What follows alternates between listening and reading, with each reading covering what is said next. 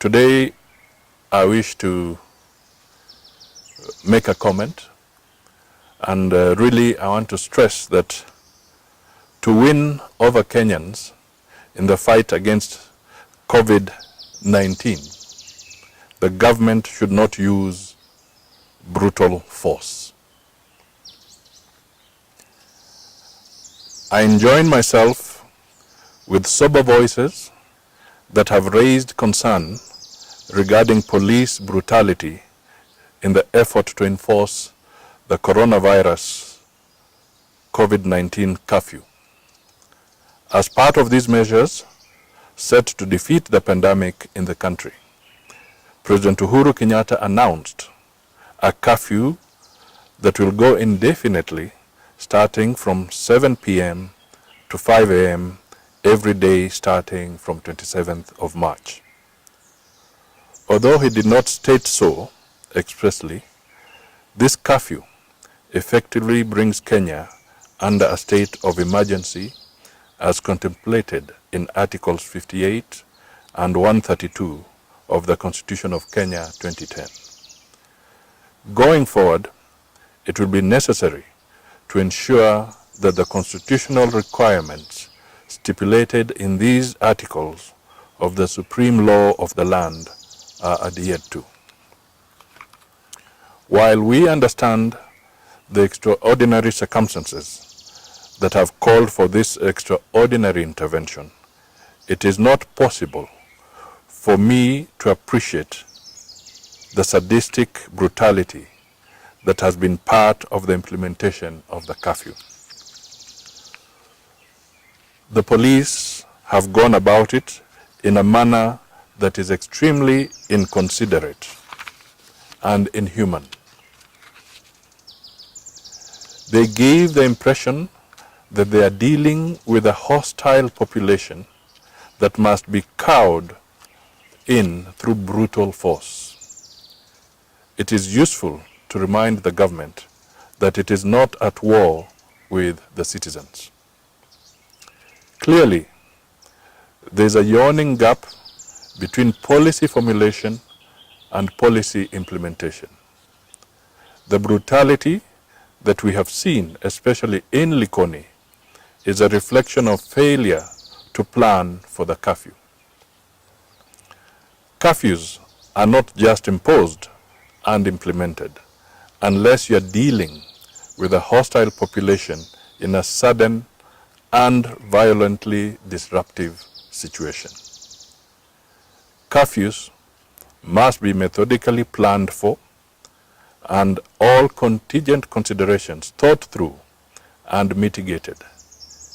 In this case, there is a clear failure on the part of the government. As citizens, we call upon them to get back to the drawing boards.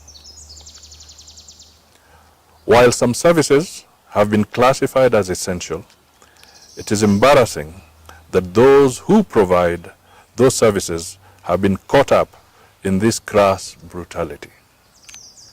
The Likoni incident did not, for example, show any mechanisms to identify health workers reporting to duty or going home after duty. It did not identify or spare journalists at work, or security guards reporting for work or going back home after work. Everything else notwithstanding, the government must admit failure in this regard and apologize to Kenyans. Elsewhere, the government must recognize that people need basics. Other countries where partial or complete shutdowns have been effected show considerate thought about the welfare of the people. Avenues exist for those who want to go to hospital or to pharmacies to buy medicines. There's room for those who want to exercise or to take a safe walk without jeopardizing the efforts to fight COVID-19. It is regrettable that in the Kenyan case, security agents have thrown a huge blind blanket over everyone that they find outside. This is wrong. Going forward, the government must seek to win over Kenyans in the effort to arrest COVID-19. It bears repeating that the country is not at war with another country or with rebels from within. We are fighting against a deadly virus. We need each other. We all need to embrace some tolerable levels of empathy in our circumstances. People must eat, for example. They are not going to sit in their houses and wait to starve to death because they have heard there is a virus. What is the state doing about their food crisis?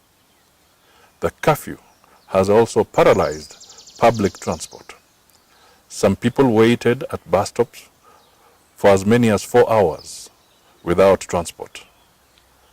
How do policemen look at the watch, see that it is now 7 p.m. and suddenly descend on stranded commuters with brutality? The mismanagement of the curfew is a reflection of the thinking deficit in government. President Uhuru needs to get his team back to the drawing board and get them to come up with people-friendly interventions that will help defeat the virus. If he does not have the right people, he must shake up his teams to inject in them the sophisticated efficiency that the times we are going through demand. It cannot be business as usual.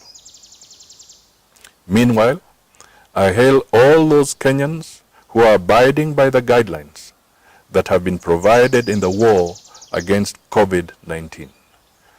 Let us all do our very best to meet these requirements for our own good and for the good of everybody else.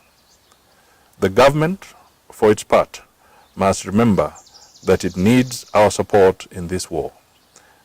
It must refrain from any temptation to dehumanize and brutalize us. Thank you.